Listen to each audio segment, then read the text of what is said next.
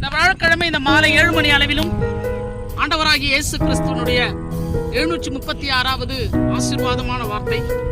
நிறைய பேர் வாழ்க்கையில அபசகுணமா பேசுவோம். அப்ப பெரியவங்க எல்லாம் இப்படி பேசுறீங்க அப்படின்னு சொல்லிட்டு நம்மளை கண்டிப்பாங்க. அப்ப பேசுறதெல்லாம் நம்ம வாழ்க்கையில் நடந்துருமா அப்படின்னு பாத்தீங்கன்னா நிச்சயமா நடக்கும்.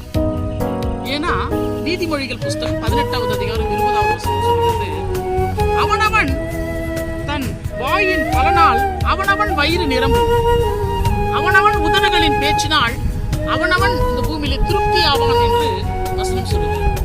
நம்ம வாய் என்ன பேசுகிறதோ அதுதான் நம்ம வாழ்க்கையில எல்லாமே அது நடக்கும்.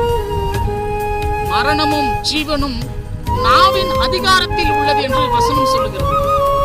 நீ மரணத்தை விரும்புறியா இல்ல வாழ்க்கையில ஆசீர்வாதமா வாழ்றத விரும்புறியா என்பது உன் நாவும் உன் வாயும் உன் வாயிலிருந்து புறப்படுகிற வார்த்தைகள் முடிவு செய்கிறது.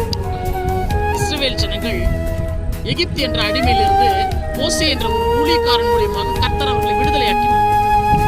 விடுதலையானவங்க ஆண்டவரை புகழ்ந்து துதித்து ஆண்டவருக்கு நன்றியோடு இந்த பூமியில வாழும் பொழுது ஆசீர்வாதமா அந்த பயணங்கள் போய்கொண்டே இருக்கு. என்றைக்கு அவர்களுடைய வாழ்க்கையில இது போல தண்ணீர் இல்லாத ஒரு சூழ்நிலை, அப்ப அவங்க கேட்கிறாங்க, எங்க ஆடு மாடுகள் எங்கள் பிள்ளைகள் எல்லாம் இந்த இடத்துல சாகிறதற்காக எங்களை கூட்டு வந்த எகிப்துல இருந்திருந்தாலே பரவாயில்லையே அப்படின்னு சொல்லிட்டு அவர்கள் அடிக்கடிக்கு நம்ம சாக போறோம்னே பேசிக்கணும். கடைசியில அவங்களுடைய வனாந்தரத்துல 7 லட்சத்துக்கும் மேலான ஜனங்கள் அப்படி செத்தே போயிட்டாங்க.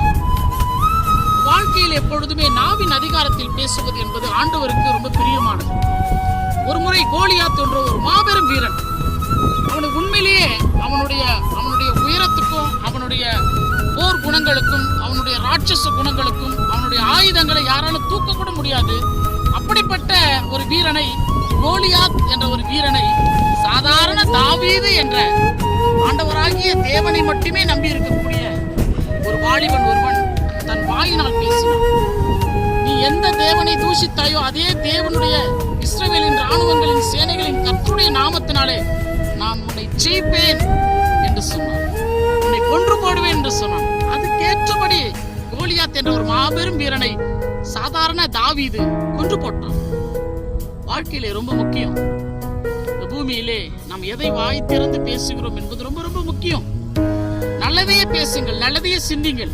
என் தேவன் வாழ்க்கையில் இந்த நன்மைகளை எனக்கு செய்வார், என் பிள்ளைகளை கரை சேர்ப்பார், என் நோய் நொடிகளை சரி செய்வார், என் கடன் கஷ்டங்கள் எல்லாம் கர்த்தர் விலகச் செய்வார், என் கர்த்தர் மேய்ப்பராய் இருக்கிறார், என் ஆண்டவராகிய இயேசு கிறிஸ்து என் தேவனாய் இருக்கிறார், என்னை இந்த உலகத்தினுடைய சாத்தான் சத்துருக்கள் பொல்லாத ஆவிகள் ஒன்றும் செய்ய முடியாது, எதிரிகள் சத்துருக்கள் என்னை ஒன்றும் செய்ய முடியாது என்று சொல்லி நன்மையாகவே பேசிக்கொண்டு திரியுங்களேன்.